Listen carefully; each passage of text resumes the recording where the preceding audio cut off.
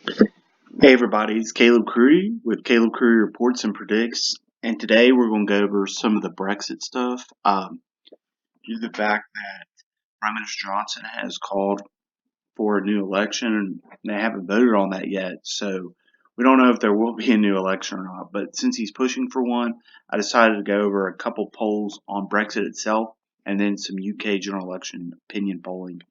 So this first question is, who do you blame for the deadlock that they've seen so far in Great Britain? And that's the government or the opposition parties. And so 40% of the people blame both the government and opposition parties. 26% blame the opposition parties. 23% the government, and 11% aren't sure.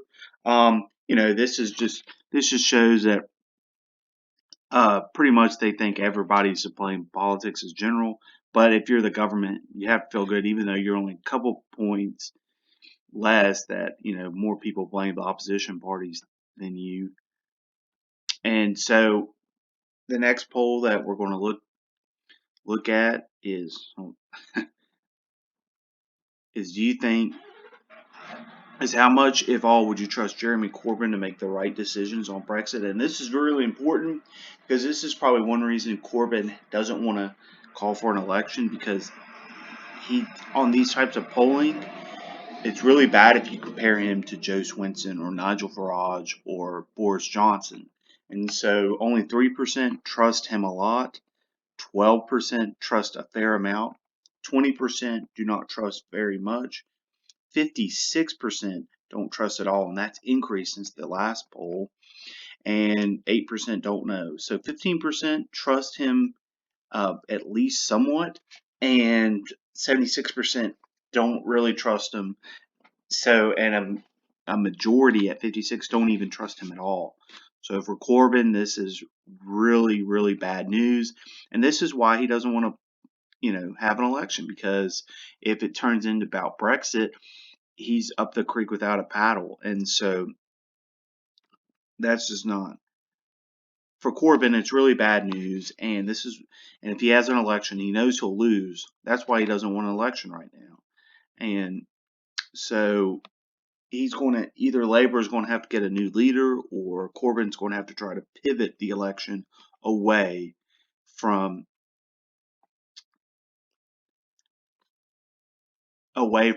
a Brexit election. Now, the next one is, to what extent do you trust or disapprove of the way Joe Swinson, she's a leader of the Liberal Democrats, who are about between 15 and 20 points in the polls and are really relevant for the first time in a couple election cycles of the amount of seats that they will get.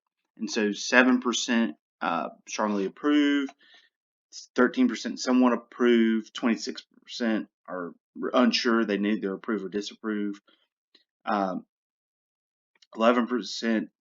somewhat disapprove, and 32% strongly disapprove, and 12% are unsure. Now, this number, and we'll go down and compare it to Boris Johnson's numbers, are very similar, actually. And so if we go here, and this is the same question for Boris Johnson, and 20% strongly approve, 23% somewhat approve, 9% somewhat disapprove, 29% strongly disapprove. So Boris Johnson has really went up in his approval on this, if you look on the strongly approved numbers at least. So Boris Johnson has done a lot better, and his numbers are better than Joe Swinson's, but but that is also because he's the prime minister. And so then if you go over and you look at Corbyn's numbers on these, it's really bad. And so there's the same question, but it's about Jeremy Corbyn. How do you approve to the way that he's handling Brexit?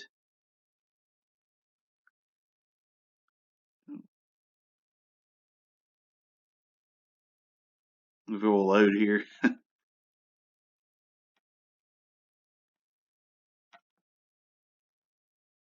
And 6% strongly approve, 10% somewhat approve, 15% somewhat disapprove, and 47% strongly disapprove. So Corbyn's handling of Brexit is seen as political calculation by saying he wants a deal. I mean, he wants a deal. Then he's saying that he doesn't know even if he got a deal whether he would campaign to remain or not. And then he's just flip flopped. He's everywhere. He wants an election, then he doesn't want an election, then he only wants an election in a certain scenario.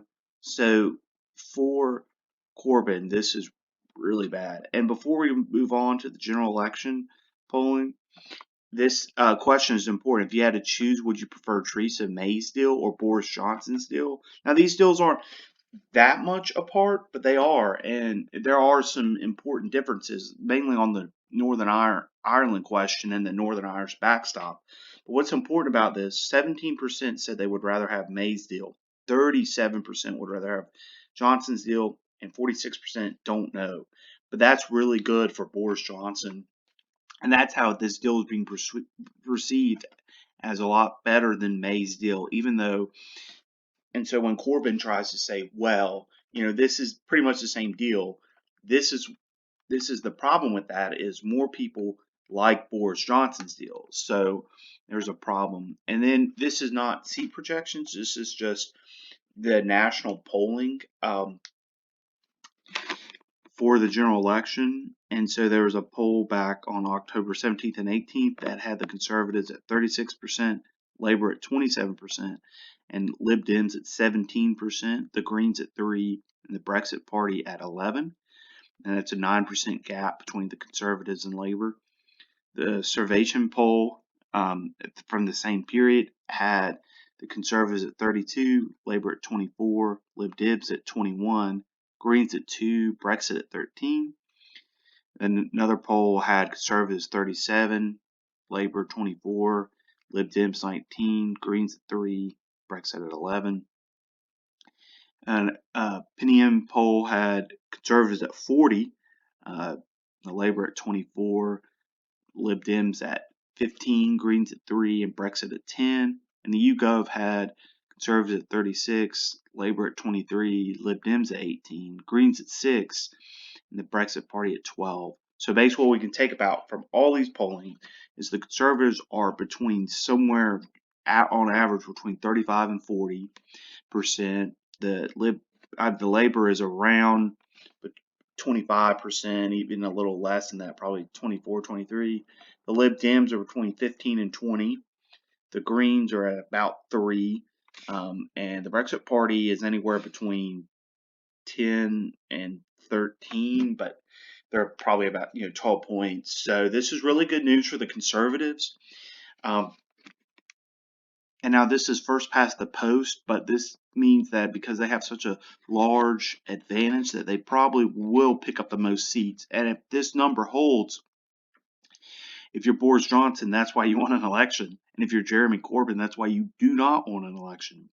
Because there's no way that the Labour, with this amount of vote that they can get, will have enough to win a majority government. They may have to form some type of coalition with the Lib Dems, which would make them seem that they are very anti-Brexit.